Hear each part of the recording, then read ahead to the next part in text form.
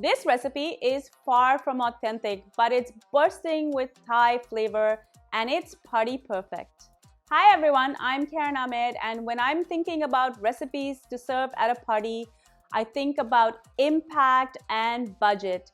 This recipe screams Thai. It has all the beautiful flavors you can expect from a Thai red curry chicken, but it's packed into a delicious, crispy spring roll. When you serve a spring roll at a party, just a regular spring roll, it's so boring. But when you tell them that you're serving a Thai red curry chicken spring roll, it takes it to a whole other level. In this recipe, I'm using bean noodles, also known as glass noodles, mixed in with the chicken to make this recipe a lot more economical. The stars in this recipe are the authentic Thai flavors like lemongrass, galangal, red chilies, garlic, fish sauce, shrimp paste. I can go on and on and on.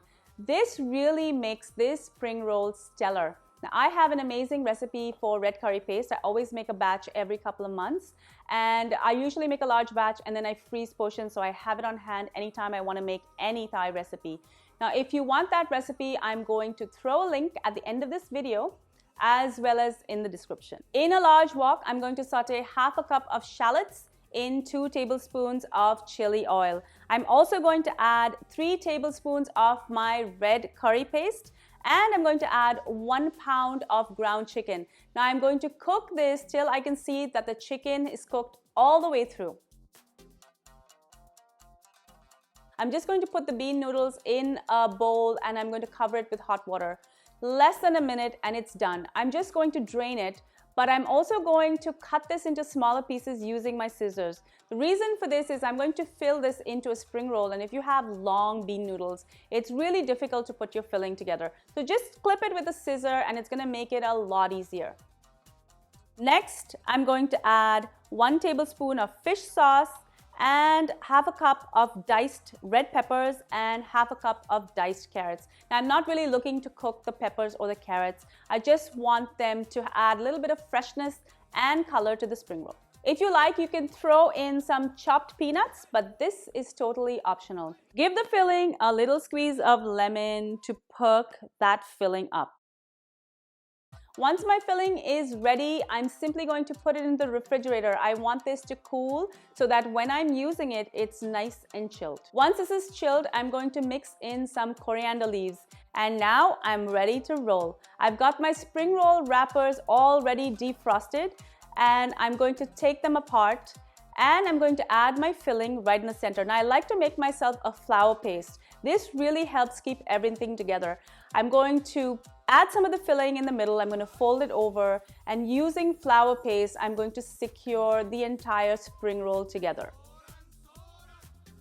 You can also fold this over by starting in a diamond shape, pulling the top in, the 2 sides, and then rolling over using flour paste to seal. Once you have a batch ready, you can deep fry these till they're delicious and crispy. Now, if you want to make these ahead, you can freeze them. What I like to do is prepare the spring rolls and I line them up on a sheet with parchment paper and I flash freeze them in the freezer. Once they're frozen, they're ready to be bagged. Now, you really do need to be careful. You can't make these spring rolls and have them sit too long. During the production of this video, they were sitting on the counter for longer than they should. And when I tried to fry them, they actually broke into the oil. So it's really important to make a small batch and fry them as you go, or make a small batch and freeze them. What I did to save them, however, was I just double wrapped them and they worked perfectly. Make these today. I guarantee you're gonna make a large batch that's gonna keep everybody happy. Thank you so much for joining me on Cravings Food Adventures. I have 2 videos here for my red curry paste as well as my Thai red curry meatballs. I created the same sort of deal, but I made meatballs out of them and those were delicious as well.